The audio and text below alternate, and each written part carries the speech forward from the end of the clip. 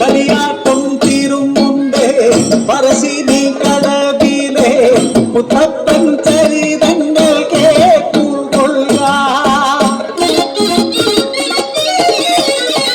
ആനയുണ്ട്, അമ്പാരിയുണ്ട്, പത്താളം നിറയെ നെല്ലുണ്ട്, വാങ്ങിക്കാരുണ്ട്, പൊന്നുണ്ട്, പണമുണ്ട്, സന്തോഷം മാത്രമാ മനക്കലില്ല.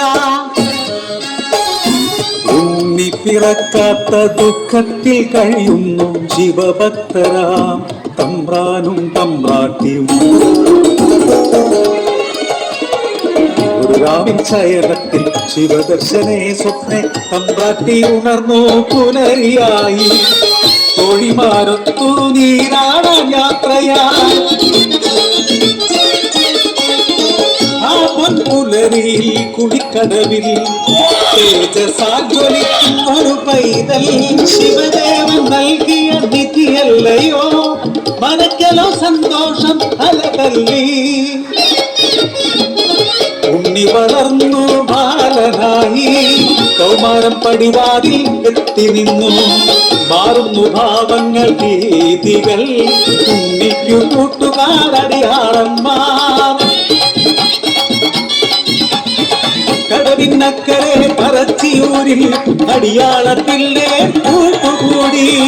തോട്ടിൽ ചൂണ്ടയിട്ടു കാട്ടിൽ നായാടി കല്ലുമോന്തി മാംസം കഴിച്ചിടുന്നു.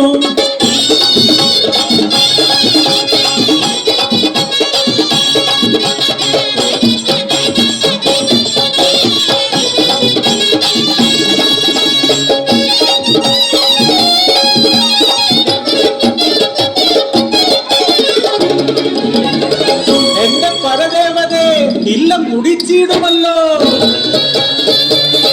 ഓമിഷ്ടയാകുന്നു തമ്പ്രാട്ടി ഉണ്ണിയെ മച്ചിൽ ബന്ധിക്കുന്നു. ജലപാനം വൈകില്ല പൊന്നുണ്ണി ഗുരുത്തക്കേടുകൾ വേറെയായി.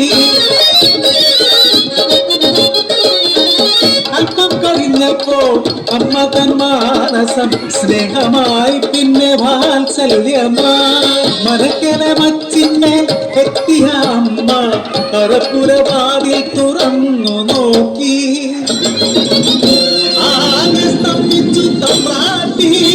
ഉണ്ണി വളർന്ന പച്ചും തകർത്ത അലറിയിടുന്നു. അലയും മുഖവും കാണാനില്ല. പരിഭ്രമിച്ചോടി തമ്പ്രാട്ടി പടിപ്പുരവാതിൽ കലത്തി നിന്നു.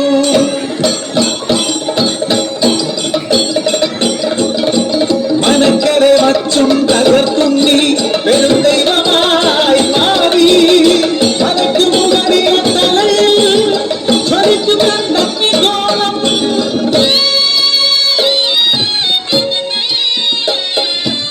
ഭയന്നൊര തമ്പ്രാട്ടി നോക്കാനാവാതെ കൈകൾ കൂപ്പി നിന്നു. അലറുന്ന ഉണ്ണി അമ്മയോട് ചൊല്ലി മനുഷ്യനു ജാതിയൊന്നാണ്. അടിയാളപ്പറയത്തു ദൈവമാകും ഞാൻ മുത്തപ്പൻ ദൈവമായി നിറഞ്ഞാടും.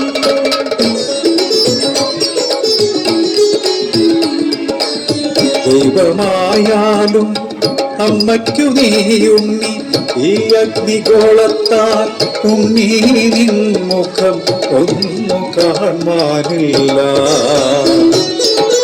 കണ്ണുകൾ മൂടി മുത്തപ്പനായി നീ ദർശനം നൽകൂ പറശ്ശിനി കടവിൽ.